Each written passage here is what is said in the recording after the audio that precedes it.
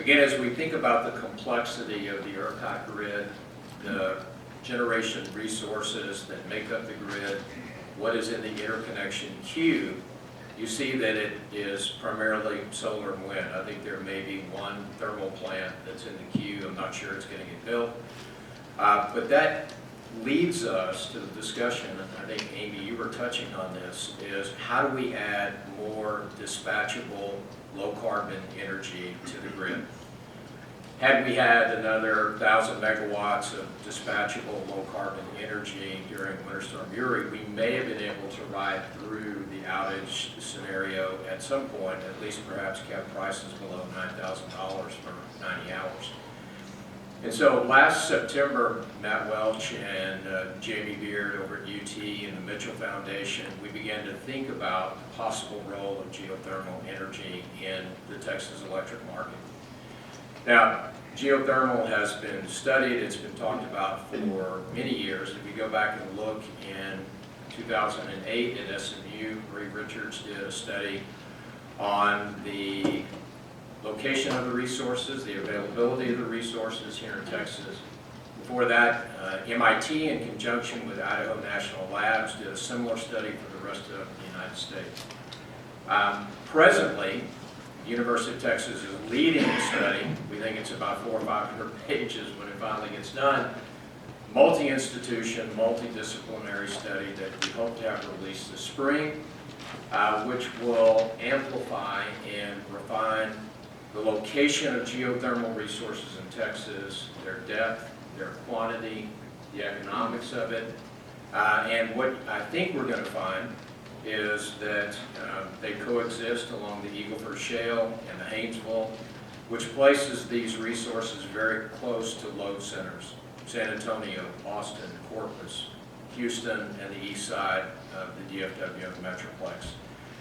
And because we punched so many holes in Texas, over 1 million wells drilled since Spindletop came in, we have all this rich data about what the subsurface conditions are. Can we use that data to find the right depth, the right heat to economically recover geothermal energy and turn it into electricity and put it on the grid in a dispatchable way? Now, what we've discovered since then is there's great appetite for exploring geothermal. We had an exploratory meeting back in September where we had over 50 market participants. We had the biggest international oil companies in the world, and we had the smallest 3-person geothermal startup, and everybody in between: utilities, environmental groups, traditional generators. Since that point in time, we now have over 30 participants, sponsors who have joined our little band of Geothermal Alliance. That includes Chevron and Repsol on one end, and Sage and other startup geothermal on the other. And what we hope to do, once we get fully organized, is come to the legislature, Drew, with some ideas. For example, one of the policy considerations that needs refinement is who owns the heating element below the surface. And I've talked with Todd Staples over at Texogo. We've had a number of conversations with market participants.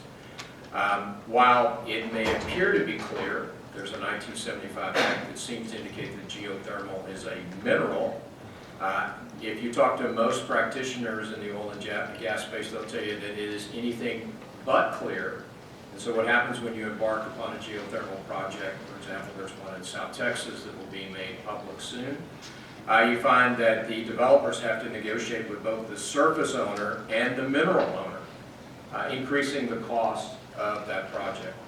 And it may be technology dependent. For example, if we did a closed loop system where we basically ran pipe through the subsurface heating element, put water through that, brought it up to the surface, turned it into steam to make electricity, doesn't feel like we're actually extracting anything below the surface.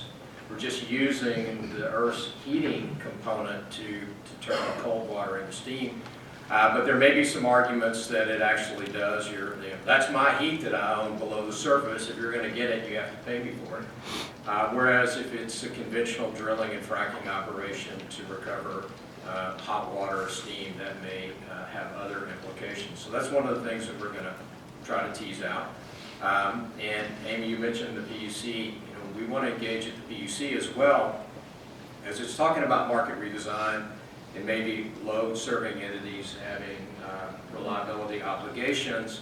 Is there a way for a 500 megawatt geothermal plant to provide that sort of dispatchable load obligation or participate in the ancillary market? One of the things that we've seen since Winter Storm Uri is a greater focus on reliability and adding reserves to the mix. If you look at the reserves that ERCOT has carried over the last 12 months, they're larger than they carried before February of 2021. Can geothermal play a role there? Now, we're not saying we're going to displace wind or solar, and we're not throwing rocks at any technology.